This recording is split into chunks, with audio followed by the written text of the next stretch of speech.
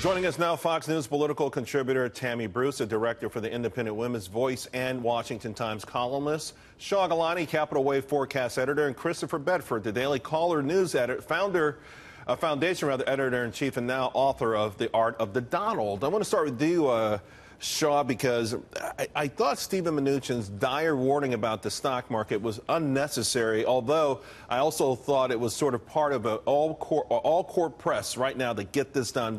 And so you've got President Trump with the olive branch to Democrats. Last night, a Heritage asking average Americans, hey, contact your congressperson. You know, it's going to take more than the power of 40 million Twitter followers to get this done. You're absolutely right. The administration needs to have a full court press, and they've done that, and they're going to continue to do that. I don't like what Mnuchin said either. I think it was a little bit provocative in terms of almost threatening that the market would fall. Everybody knows that the market, the anticipation of the tax cuts is baked in. I mean, that's been the yeast that the market's been rising on. So everybody knows who's in the market, actively in the market, knows that there's a strong likelihood of some kind of pullback if we don't get the tax cuts. Tammy, what do you make of the bipartisan pull?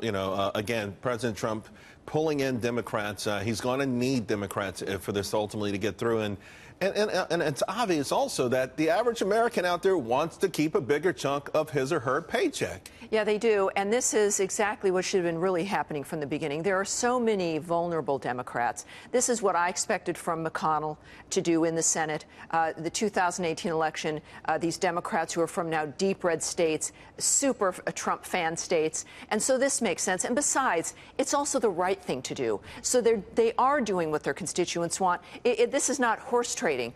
Now, they got away with not helping with Obamacare, but in that framework, maybe this is just about a delay in that, and they'll help along with this. So whether it's Ivanka and Jared having their dinners and helping along, the meetings that the president is having, yes, he won't name them, but the fact of the matter is they would be helping their constituents to do this and helping the nation as well. And Ivanka and Jared, by the way, had a meeting with three Democrats who are in these potentially vulnerable spots for next year.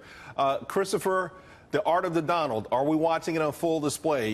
He pushed pretty hard, particularly against his own party.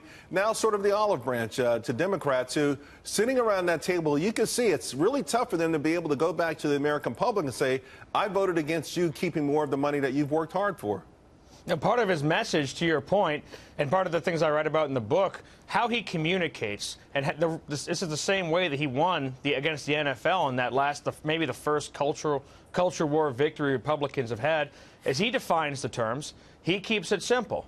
He's going at them. He's saying, this is a tax cut. This is money back in the American pockets. How could you possibly vote against that? To Tammy's point, that's going to make it extremely uncomfortable for a couple of Democrats. He's defined it. He's kept it pretty simple.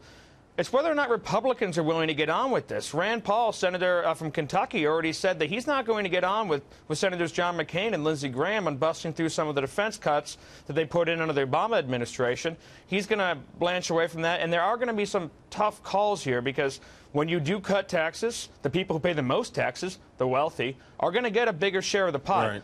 I think Republicans should really push a little bit of the death tax and some of these things like that. If they were able to repeal these, and right now that's actually on the table, it would be a massive, massive victory for a more moral tax code and something they could bring home. In the battleground, obviously, is the U.S. Senate. There, Republican Whip John Cornyn actually said today that the Republicans appear to have enough votes to pass the budget. And he also talked, Tammy, about perhaps passing it by Christmas.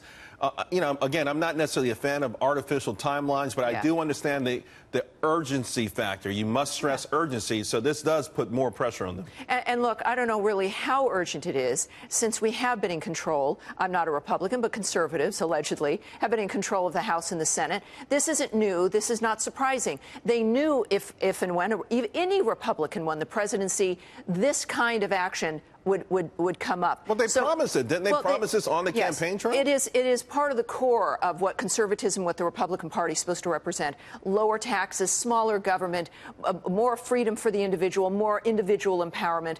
That is what the Republican Party is supposed to stand for. So this shouldn't be urgent, shouldn't be surprising. That nobody should be wringing their hands. They're Republicans for a reason. And so I think they understand that the games that they've been playing with the president have to end. Now the American people have to come to the forefront front. And I'm glad that we're seeing McConnell come forward a little bit with the president and getting some of these things McConnell's through. even talking about working longer. What are there, like 39, 37 days, 38 days left anyway in the calendar? The time is running out. The timeline, the time running out.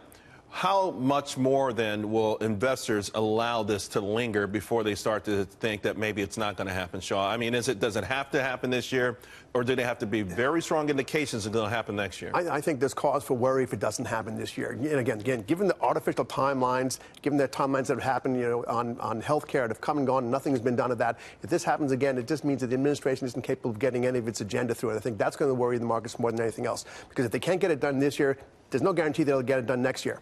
If I could just add that while it is Congress which is the problem, the reason the president is the president is because Mr. Trump is known for the art of the deal. Sure. We expected him to be able to push through this muck, and we still need him to do that. The irony, though, is the art of the deal always was associated with business where, there was always ultimately a sort of a smart end game that involved crunching numbers other than votes, right? And economic.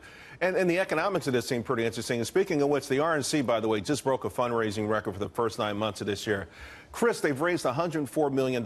Average people are giving them money. They're saying, guys, we will keep you in power. And yet the infighting that's been alluded to in this segment already seems like it's going to corrupt and perhaps just crumble the whole effort.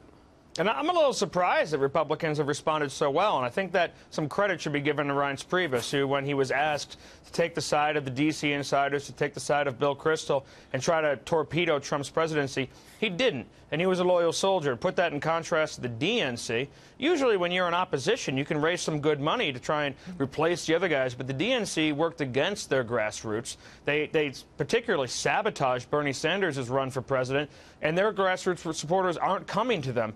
The RNC is getting this money, but Republicans are going to get sick and tired, just like the markets will, if none of this is able to get past the Senate. The president wants it. Paul Ryan has passed it, despite the criticism he gets. Sure. It's all dying in Mitch McConnell's chamber. Yeah, well, I tell you what, Main Street will get tired of it. They're sending this money in, and they're saying, we put you in office, we'll keep you there, but please, make it a reciprocal relationship. Guys, thank you all very much.